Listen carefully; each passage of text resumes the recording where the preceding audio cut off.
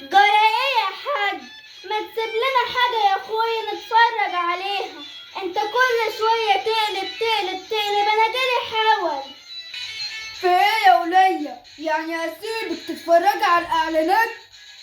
قومي بس اعملي لي حاجة ياكلها ومتشغلش بالك. هو انت كل حاجة واخدها على بطنك؟ ايه ده؟ ازاز التكسير ده ايه ده؟ ده الصوت جاي من بره الشقة. خليك يا حاج وانا اروح اشوف في ايه.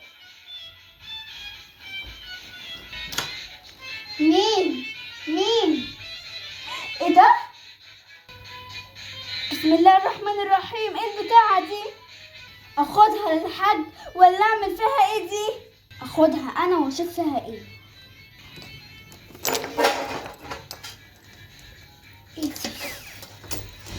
ايتي ايه البتاعة الغريبة دي؟ ومين اللي حطها لنا بره الباب؟ ما يكونش فيها خاتم الماس؟ اصل فيها حاجة جوه. فيها كنز، واللي يكون فيها ايه دي؟ هفتحها الفضول هيموتني. هفتحها واشوف فيها ايه البتاعة دي. ايه ده؟ السويرة.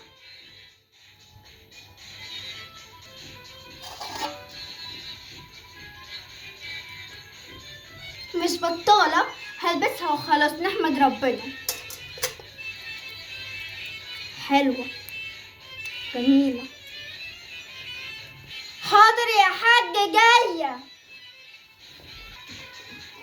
ابدا ملقتش غير الصندوق ده. تلاقي حد من العيال حطه وجري. انا هحطه هنا على جنب، واللي يخبط عليه يبقى ياخده، او اللي يسأل عليه يبقى ياخده يا حاج. وليه يا كدابة؟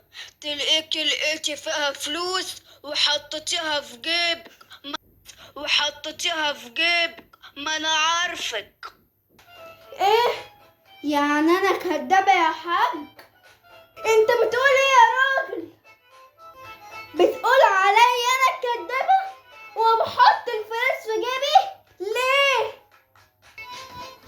يا نهار اسود، انت عرفت منين يا ولية؟ انا ما فتحتش بقي.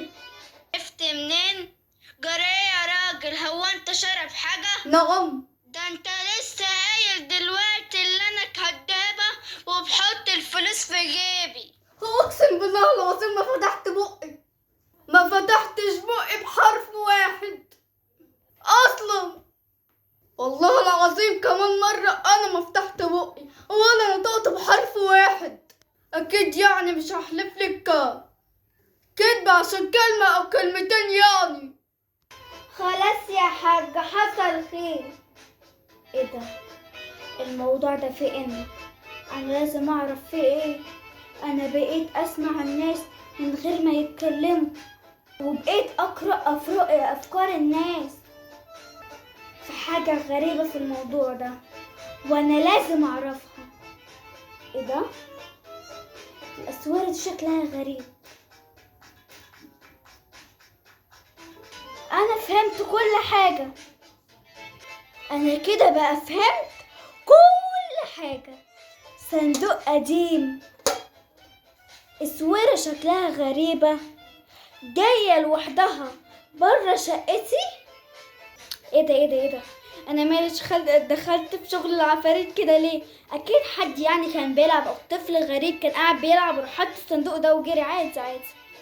بس ايه اللي يخليني اقرا افكار الناس؟ ده ما عملتلهاش ولا بعملها. الموضوع كله في الاسوره دي.